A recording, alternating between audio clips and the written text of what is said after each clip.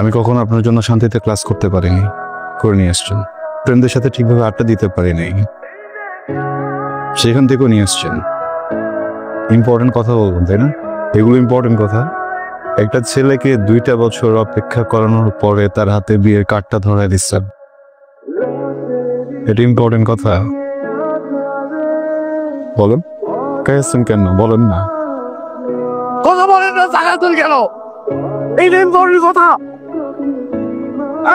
I K তুমি উল্লেখ রাখতেন। Sorry sorry sorry uncle. Uncle, আমি এখানে কোনো সিনক্রেট করতে আসিনি। উনি আমাকে 2 বছর ধরে আঙ্কেল ঘুরাচ্ছে, বুঝছেন? আমাকে কি যেন একটা ইম্পর্টেন্ট কথা বলবে। আমি 2টা বছর ধরে ঘুরতেছি, 2 বছর পরে উনি হঠাৎ করে আমার হাতে বিয়ের কার্ডটা ধরে দিচ্ছে। আপনি বলেন, এটা কি ঠিক? আমি জাস্ট আসছি ইম্পর্টেন্ট কথাটা শোনার জন্য। আমি ইম্পর্টেন্ট কথাটা শুনে একদম চলে যাবো। আমি ডিস্টার্ব করবো না, প্লিজ। কি চান এখানে একটা সিনক্রেট হোক? না, 2টা বছর ছটফট করছেন না কথাটা বলার জন্য? এর থেকে অনেক বেশি ছটফট আমি করছি কথাটা শোনার জন্য। আচ্ছা, একটু বলেন প্লিজ। আমি শুনে এখান থেকে চলে যাবো। আমি কোনো সিনক্রেট করবো না। এদিকে তাকান, আমার দিকে তাকান। ভালোবাসি।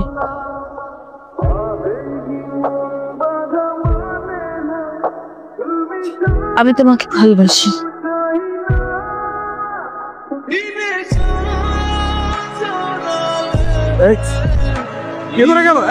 তুই কি বললি? এটা কি বললি তুই?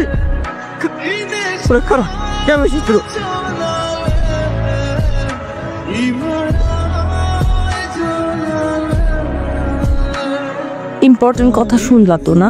যেটা শুনতে আসছিল ইম্পর্টেন্ট কথা শুনলা, বুঝলা, এখন চলে যেতেছ। কি কথা বলো না কেন? কারণ আমি কিছু বলতে আসিনি,